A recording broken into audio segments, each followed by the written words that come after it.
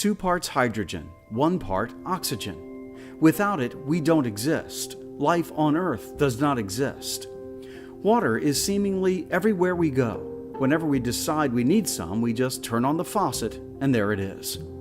Yet so much that humanity has developed over the last 200 years is doing quite a bit to pollute and reduce our drinkable water supply.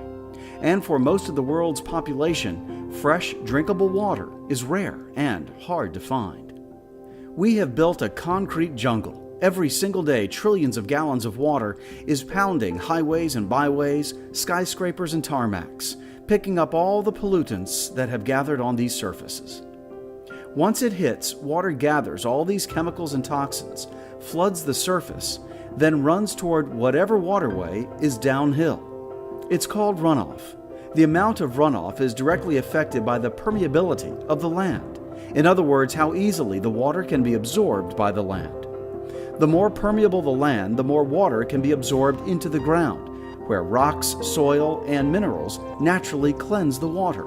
The harder the ground, the lower the chance that the water will be absorbed, and the greater chance that the water will gather toxins and head to the river.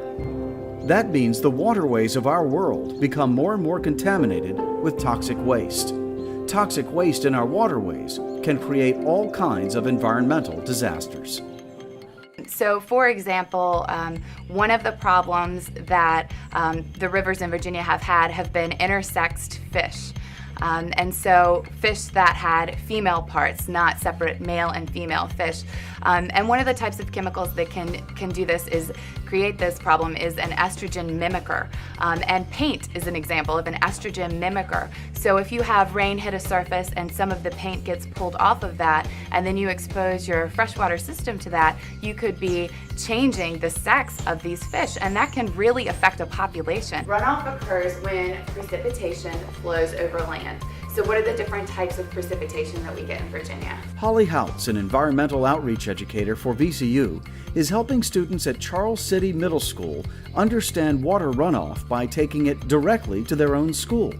I calculated the area for each part of the halls, and I added up those areas. So the total area is 130,747 square feet. Over time, students begin to calculate for themselves just how much water gathers on the roof of their school and how much of it is wasted and possibly polluted as it heads toward the next river or stream. So how many gallons of runoff, and I used the same equation that you guys use, and it's almost 300,000 gallons just in 1 month, so that's a lot. Holly and Ann Wright have spent a lot of time studying this phenomenon at VCU's Inger and Walter Rice Center for Environmental Life Sciences.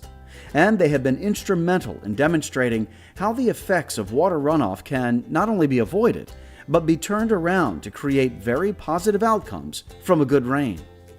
Today, students are seeing how a green roof full of soil and vegetation can absorb water and sunshine, grow vibrant plants, and remove many toxins. Holly and Ann are showing the students